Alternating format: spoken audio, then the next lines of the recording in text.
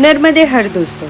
तो जैसे कि कल के व्लॉग में आपने देखा, हम बकावा गांव से निकल चुके थे और मर्दाना जाकर हमने भोजन कर लिया था।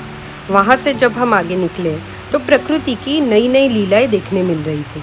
जैसे हमने देखे ये पुल, वैसे बनाए तो थे ये इंसानों ने, पर ऐसे लग रहा था कि प्रकृति ने अपने हाथों से बनाए हो।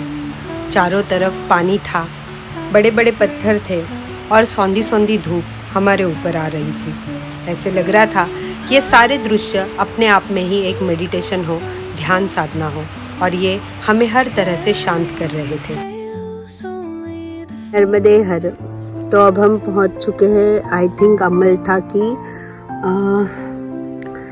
बिगनिंग में, क्योंकि यहाँ पे एक आश्रम है पर वो फंक्शनल नहीं है, सिर्फ एक कुटिया बनी हुई है। मैं आपको दिखाती हूँ। तरह से यहाँ पे एक कुटिया बनी हुई है और अंदर कुछ भी नहीं है,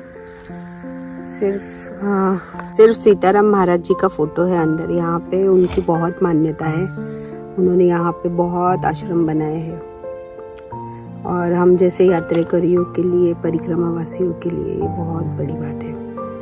अभी मैं आपको दिखाती हूँ मेरे पैरों की हालत। ये है मेरे पैरों की हालत चल चल के।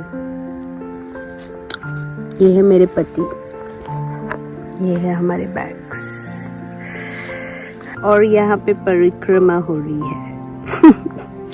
तो जब हम यहाँ से आगे बढ़े तो इन अंकल और आंटी ने हमें रोक लिया, हमें घर में बुलाया, हमें चाय पिलवाई और बड़े ही प्रेम से बातें की। इनसे विदा लेके जब हम आगे निकले अमलथा की ओर तो हम पहुंचे वहाँ के आश्रम में। और ये आश्रम फंक्शनल था, यहाँ पे रहने की, खाने की सारी व्यवस्थाएं थी, पर ये ओपन था और रास्ते से लग के था। तो हमें टेंशन था कि यहाँ पे रहेंगे कैसे। तो हमने सोचा कि हम आगे लेपा में जाके रुकेंगे, पर लेपा में परिस्थिति इससे ज़्यादा बिकट थी, क्योंकि लेपा के आश्रम में तो पूरा ओपन स्पेस था और वहाँ की रूम में हो चुका था पेंटिंग का काम। तो हमें ये जो ओपन स्पेस आप देख रहे हो यहीं पे सोना पड़ा। बहुत टेंशन थी, बहुत सारा फ्रस्ट्रेशन था, पर इन बच्चों ने सारा फ्रस्ट्रेशन और टेंशन गायब कर दिया।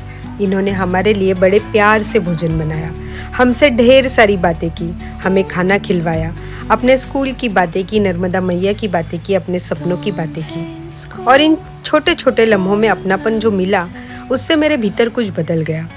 अब समझ आता है परिक्रमा सिर्फ बाहर की यात्रा नहीं, ये तो भीतर की यात्रा है। इसी के साथ आप सबसे लेती हूँ विदा और अब मिलूंगी नेक्स्ट व्लॉग में। तब तक के लिए बाय बाय।